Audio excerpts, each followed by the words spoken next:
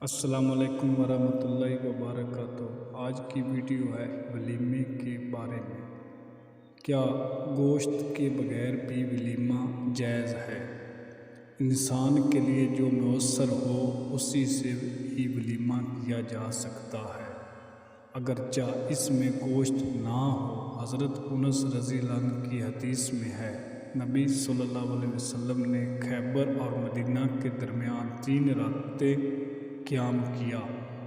اس دوران آپ نے حضرت صفیہ رضی اللہ عنہ سے شادی کی۔ آپ نے مسلمانوں کو ولیمے کی دعوت دی، حالانکہ اس میں گوشت تھا اور نہ ہی روٹی۔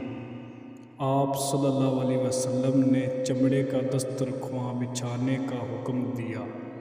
دسترخوان بچھا دیا گیا۔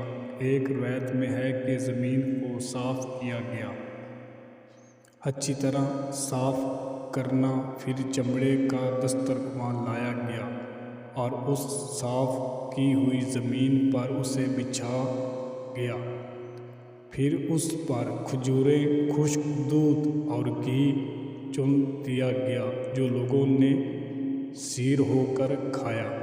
مطلب یہ کہ گوشت لازمی نہیں، جو آپ کی حسب توفیق ہو، کیا وہ کھجوریں ہی کیوں نہ ہو، اس سے بھی ولیمہ کیا جا سکتا ہے۔ اس ویڈیو کو مزید شیئر کرو تاکہ غریب لوگوں کا فائدہ ہو سکے۔